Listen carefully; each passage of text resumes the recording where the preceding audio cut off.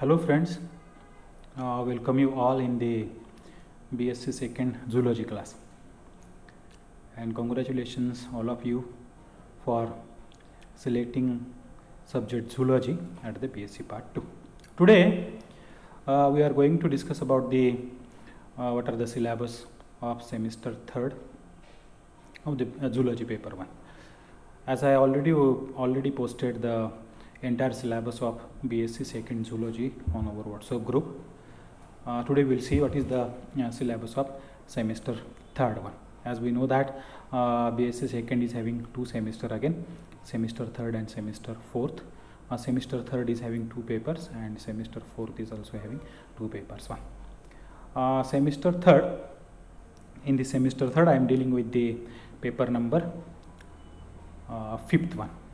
Okay. What is that paper? First of all, we will see the name of the paper, the contents, etc. etc. one. Yes, this paper number 5th is animal diversity second one. As we know that at the first year we have completed the paper animal diversity first, in which we have seen this most of the things of these invertebrates one. In that paper we have covered all the aspects of the invertebrates, right from Protista, Porifera, Coelenterata, Aschelminthes, Platyhelminthes, Annelida, Arthropoda, Mollusca, Echinodermata, and including this Hemichordata one. And in this year we will see the animal diversity second. First of all, we will see the what are the contents or the syllabus of this paper one. This animal diversity second paper consists of two units, one unit first and unit second. Unit first consists of 4 chapters and unit second consists of 3 chapters one. We will see these chapters in short and what are the contents of each chapter in short or in small details one. This first chapter is protochordates one, and in that protochordates we are going to see the general characters and classification of protochordates one. First of all, we must know what is meant by this protochordates. Before that, we will go to see that is what is meant by this chordates. Chordate कुणाला म्हणायचं ते पहिल्यांदा जर आपल्याला माहिती झालं तर आपल्याला protochordates समजतील.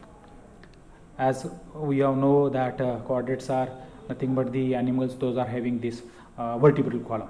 Along with that, they are having other fundamental characteristics, that is the pharyngeal gill slits and postannular tail one. Those animals shows these fundamental characters are included into this group chordates one. Then we will see general characteristics of these chordates and outline classification of these chordates, and then we will switch on to this protochordates one. First of all, what is meant by these protochordates? Protochordates are simply nothing but these are these primitive chordates one, and these are also called as first chordates, and these are included into this first group of this chordate classification. The fact is that these protochordates are showing much more characteristics of invertebrates one. Still they are included into this first group of these protochordates, because if you go into this much more details of these protochordates exhibits in two forms. Larval form is also there and adult form is there, that is their development is indirect one, and their larval form shows these fundamental characteristics of this chordates one, so they are included into the group protochordates one. If we will see first of all these details of these chordates, their general characteristics, fundamental characteristics, and the outline classification of these chordates, and then we will see exactly what is meant by this protochordates one. In these protochordates, we will see the general characters and classification of protochordates up to the classes only. The next chapter is Agnatha. Agnatha, these are also called as cyclostomes. Agnatha is nothing but the absence of gnathas, म्हणजे jaws. Those vertebrates are not having any jaws. These are included into these groups Agnatha one, or these are also called as cyclostomes. Cyclo means circular. Those animals, or mostly these fishes, are included into this Agnatha one, and these are having circular mouth one. ह्या टॉपिकमध्ये सुद्धा आपण काय बघणार आहे, तर general characters of agnatha and classification of cyclostomes up to the classes. म्हणजे petromyzon, लॅम्प्रेज, these are the fishes included into this group Agnatha one. Okay, that means if you see carefully these two chapters, protochordates and Agnatha, त्याच्यामध्ये आपण काय बघणार आहोत, फक्त general characters त्यांचे काय असेल ते आणि त्यांचं क्लासिफिकेशन या दोन्ही चॅप्टरचं अप टू द क्लासेस आपण बघणार आहे. नंतर थर्ड चॅप्टर आहे Pisces. As we already know that what is mean by this Pisces. Pisces are nothing but the fishes one. आणि त्या पायसेसमध्ये आपण काय बघणार आहे, general characters of this Pisces and classification up to the orders. म्हणजे क्लासेसच्या नंतर ऑर्डर्सपर्यंत आपण त्याचं क्लासिफिकेशन बघणार आहे. आपल्याला माहिती आहे फिशेस कुठं कुठं असतात. आपल्याला फिशेस फ्रेश वॉटर पण असतात, मरीन वॉटर पण असतात, बोनी फिशेस असतात, कार्टिलेजिनस फिशेस असतात. हे सगळ्या फिशेसचं क्लासिफिकेशन आपण या चॅप्टरमध्ये बघणार आहोत आणि त्याचं classification up to the order. आणि in addition to that we are going to see one more aspect regarding to this pisces in this chapter that is respiration in fishes one. म्हणजे pisces किंवा fishes how they are respires in to the water and they have the respiratory organ one, and these respiratory organs are called as gills one.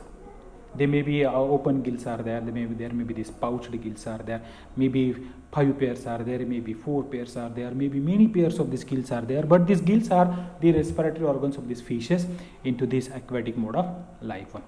How they are going to respire, mostly we will see how the fishes of the marine water respires and how these fishes of this fresh water respires one. That means osteichthyes fishes and chondrichthyes fishes, that means cartilaginous fishes and bony fishes, how they are going to respire into this marine water as well as into this fresh water. We are going to see into this Pisces chapter 1. Okay, that means right from Pisces onwards we have to see the general characters along with this classification up to these orders and one more aspect, that is the respiration in the fishes one. And the next chapter of this unit number 4, that is this fourth chapter, is amphibia. What is meant by this amphibians? Amphibians are these animals which respires both in water as well as on the land one. So what these are called as amphi. Amphi means amphi म्हणजे dual आणि bios म्हणजे dual. amphi म्हणजे twice or bios म्हणजे dual one. amphi bios mode in life म्हणजे दोन्हीकडे respiration ज्या ॲनिमल्समध्ये possible आहे, these are included, those vertebrates are included in to this group amphibia one. ह्या अँफिबिया चॅप्टरमध्ये आपण काय काय बघणार आहे, तर general features and classification of this order and another aspect that is called as parental care. What mean by this parental care? Parental care is nothing but the care taken up by means of this parents toward their youngs or toward their eggs, and these young ones still they become independent to perform their day-to-day activities of this life. These amphibians मध्ये कोण कोण येते आपल्याला माहिती आहे. amphibiansमध्ये frog आहे, सॅलॅमंडर आहे, toad आहे. फ्रॉग माहिती आहे, फ्रॉग पाण्यात पण राहतो आणि पाण्याच्या बाहेर पण राहतो, but definitely entirely it doesn't acquires entire life in to this terrestrial mode or in to this aquatic life होणार. इवन तो फ्रॉग पाण्यात जरी गेला असला तरी तो ओलसर राहतो आणि तो परत बाहेर येतो आणि त्याची ड्रायनेस व्हायला लागली परत तो पाण्यामध्ये जातो. That means if you see this mode of respiration in case of this amphibia, the respiratory organs are gills पण आहेत, परत लंग्स पण आहेत अँड स्किन पण आहे. In case of pisces only the gills are the respiratory organs one, but in case of this amphibias there are 3 organs, that is skin, that is called as cutaneous respiration, lung respiration is also there, and gills respiration in the larval condition एम्फिबियन्समध्ये आपल्याला बघायला मिळते. Okay, this is the unit first.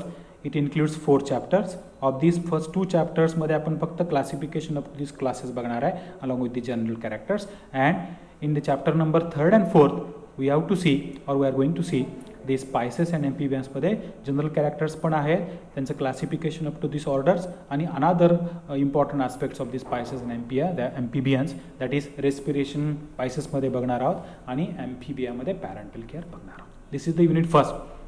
आणि unit second 2च units आहेत. पहिल्या युनिटमध्ये 4 chapters आहेत आणि दुसऱ्या युनिटमध्ये 3 chapters आहेत. This is unit number 2. Unit number 2 मध्ये 3 chapters. पहिला चॅप्टर आहे रेप्टाइल्स, दुसरा चॅप्टर आहे एव्ज आणि तिसरा चॅप्टर आहे मॅमल्स. रेप्टाइल्स म्हणजे माहिती आहे, रेप्टाइल्स म्हणजे कोण येते, स्नेक्स येत आहेत, क्रोकोडाइल्स येतात. रेप्टाइल्स म्हणजे those are wriggles on the surface of the land or the surface of this water. All this animals are those are wriggling inhabited are included in to this reptiles. रेप्टाइल्समध्ये आपण काय काय बघणार आहे बघा, general characters and classification up to this orders. आणि त्याच्यामध्ये आपण अजून एक गोष्ट बघणार आहे, that is venomous and non venomous snakes. Also biting mechanism in the snakes. व्हेनमस and non venomous snacks म्हणजे काय, स्नेक्स माहिती आहे आपल्याला, स्नेक्समध्ये काही पॉयझनस स्नेक्स असतात, काही नॉन पॉयझनस स्नेक्स असतात. सगळेच साप काय पॉयझनस नसतात. आपण आता बघितलं, कुठला पण साप बघितलं की लगेच आपण घाबरतो, होय की नाही. मग ह्याच्यामध्ये आयडेंटिफिकेशन आपण बघणार आहे, कुठले पॉयझनस स्नेक्सचे काय मॉर्फॉलॉजिकल कॅरेक्टरिस्टिक्स असतात आणि नॉन पॉयझनस स्नेकचे कुठले मॉर्फॉलॉजिकल कॅरेक्टरिस्टिक्स असतात. आपल्याला माहिती आहेत, कोब्रा आहे, व्हायपर आहे, क्रेट आहे, किंग कोब्रा आहे, वॉटर स्नेक आहे, धामण आहे, असे बरेचसे साप आहेत. पण ते सगळेचे सगळे पॉयझनस नसतात. पण त्याच्या कुठले कॅरेक्टर्स पॉयझनस असतात, कशामुळे ते पॉयझनस असतात, किंवा त्याचं व्हेनम जे असेल किंवा जे विष आहे ते सुद्धा 2 टाईपचं आहे. काही लगेच साप चावल्यानंतर काही साप चावल्यानंतर लगेच मरत नाही. समजा जर तुम्हाला वायपर चावला तर लगेच मरत नाही. वायपरचं जे व्हेनम आहे ते हिमोटॉक्सिक आहे. आणि कोब्रा, क्रेट हे जे स्नेक्स आहेत त्यांचं जे व्हेनम असतं ते न्यूरोटॉक्सिक आहे. त्यामुळे कोब्रा जर चावला तर लगेच 1 तासाभरात त्याला जर मेडिकल हेल्प नाही मिळालं तर it is directly attacking on this nervous system. त्यामुळे तो लगेच मरतो. माणूस जर विक्टीम असेल तर लगेच मरतो. त्यामुळे आपल्याला जर आयडेंटिफाईंग कॅरेक्टर्स जर सापाची माहिती झाली तर आपण we can easily identify the snake either it is poisonous or non poisonous. ते आपण ह्या चॅप्टरमध्ये बघणार आहे. आणि addition to that there is a short aspect is that is biting mechanism in the snakes one. म्हणजे साप कसा चावतो, चावल्यानंतर आपल्याला त्याचे दाताचे मार्क आपल्या बॉडीवरती कसे उठतात त्याच्यावरनं सुद्धा आपण स्नेक पॉयझनस आहे किंवा नॉन पॉयझनस आहे आयडेंटिफाय करू शकतो. आणि बायटिंगच्या वेळेला त्याचं फँग जे असतात किंवा त्याचे दात असतात ते मेकॅनिझम कसं होतं आणि ते आपण ह्या बायटिंग मेकॅनिझममध्ये रेप्टाईल्समध्ये बघणार आहोत. नंतरचं चॅप्टर कुठल्या बघा, एव्ज आहे. एव्ज म्हणजे बर्ड्समध्ये आपण जनरल कॅरेक्टर्स बघणारच आहे, त्याचं classification up to this orders. इथं बघायला गेलं तर एव्जमध्ये भरपूर स्पेसीज आहेत, भरपूर ऑर्डर्स आहेत, मोर दॅन 25 ऑर्डर्स आर द्या. प्रत्येक ऑर्डरचं नाव काय आहे आणि प्रत्येक ऑर्डरमध्ये कुठले पक्षी आहेत. Nearly about 10,000 bird species are द्या. पण आपण 25 ते 27 ऑर्डर्स आपण त्याच्यामध्ये बघणार आहोत. आणि प्रत्येक ऑर्डरचं एक ॲटलिस्ट एक्झाम्पल काय आहे त्या एव्समध्ये बघू. एव्हचे जनरल कॅरेक्टर्स माहीत आहेत आपल्याला, बीक प्रेझेंट असते, पिदर्स प्रेझेंट असतात, हाडं पोकळ असतात, they are having this flight muscles आहेत, हवेत राहतात किंवा झाडावरती राहतात. ह्या सगळ्या गोष्टी आपण एव्समध्ये बघू. And in addition to that another important आस्पेक्टमध्ये त्याच्यामध्ये त्याची एव्समध्ये डायजेस्टिव्ह सिस्टीम कशी असते आणि रेस्पिरेटरी सिस्टीम कशी असते. For maintaining flight, having the buoyancy into the air, the digestive system is peculiar, also the respiratory system is peculiar. No doubt in case of these birds there is a lung respiration one, but in case of these birds, in case of just like this other vertebrates आपल्यामध्ये बघितलं तर 2 lungs आहेत, पण in case of these birds lungs are 2 but accessory respiratory sacs attached to these lungs are there, and so what there is a peculiar respiratory system is observed in case of this aves one. ते आपण aves classification किंवा general characters बघताना त्या चॅप्टरमध्ये आपण डिटेलमध्ये बघणार आहोत. आणि last chapter of this unit second is mammals. Mammals म्हणजे we are beings one. Mammals are nothing but those vertebrates are having mammary glands one. these are called as mammals one. मॅमल्समध्ये आपण काय बघणार आहे, general characters and classification up to this orders. आणि त्याच्यामध्ये आपण circulatory of मॅमलमध्ये arterial आणि व्हेनस सिस्टीम ऑफ मॅन. म्हणजे आर्टेरियल सिस्टीम काय आहे, व्हेनस सिस्टीम काय आपल्याला माहिती आहे. आर्टेरियल सिस्टीममध्ये आर्टरीज आहेत आणि व्हेनस सिस्टीममध्ये व्हेन्स आहेत. Arteries are distributing blood vessels and veins are collecting blood vessels. पण शॉर्टमध्ये इन मेजर कॉन्ट्रीब्युशन मेजर डिटेल्समध्ये आर्टरीज कुठल्या मेजर आर्टरीज आहेत किंवा कुठल्या मेजर व्हेन्स आहेत, त्या how they are working in our body ते आपण सर्क्युलेटरी सिस्टीममध्ये बघणार आहोत. Okay, this is the syllabus of BSc Part 2, paper number 5, and name of the paper is Animal Diversity Second. 7 नंबरचा सेमिस्टर 3ला जो पेपर आहे that is called as Biochemistry. आणि this year I am dealing with this paper number 5, Animal Diversity 1. Okay, जर carefully बघितला तर किती chapters आहेत, 7 chapters आहेत, 2 युनिट्स आहेत. 7 मधल्या पहिले 2 जे चॅप्टर्स आहेत that is called as Protocordets आणि अज्ञाता त्याच्यामध्ये फक्त classification up to this classes along with the general characters बघणार आहे. आणि राहिलेले जे 5 चॅप्टर्स आहेत त्या 5 चॅप्टर्समध्ये general characters along with this classification up to this orders and some additional aspects that is म्हणजे पायसेसमध्ये रेस्पिरेशन, ॲम्फिबियन्समध्ये आपण काय बघणार आहे, पॅरेंटल केअर बघणार आहे. नंतर एव्जमध्ये आपण डायजेस्टिव्ह आणि रेस्पिरेटरी सिस्टीम, रेप्टाईल्समध्ये venomous, non venomous, snakes, fighting mechanism आणि मॅमल्समध्ये आर्टेरियल सिस्टीम आणि व्हेनस सिस्टीम आपण बघणार आहोत. त्याच्यामुळे जर केअरफुली बघितला तर सिलॅबस तसा जास्त अवघड नाही आहे, सोपाच आहे. आणि परीक्षेच्या दृष्टिकोनातून बघितला तर जे ॲडिशनल आस्पेक्ट्स आहेत प्रत्येक चॅप्टरचे that will be contributing for major question, that is for 10 marks one. As we know that this nature of question paper कसं होतं फर्स्ट इयरला जसं आहे तसंच आहे. पहिले 10 मार्काचे MCQs आणि नंतरचे 2 क्वेश्चन्स लॉंग क्वेश्चन्स 10 मार्काचे आणि नंतर 4 शॉर्ट नोट्स. म्हणजे पहिले MCQचे 10 मार्क्स, नंतर 2 लॉंग क्वेश्चनचे 20 मार्क्स, 30 झाले आणि 20 मार्काच्या 4 शॉर्ट नोट्स. ओके, हे नेचर ऑफ क्वेश्चन पेपर असणार आहे. I hope you all will understood completely the entire syllabus of this animal diversity second.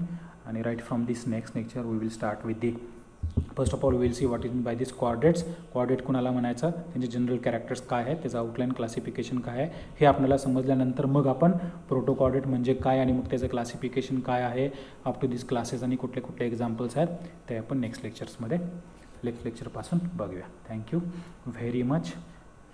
I will sending the PPTचा PDF करून मी पण आपल्या ग्रुपवरती टाकेन. Okay, thank you very much.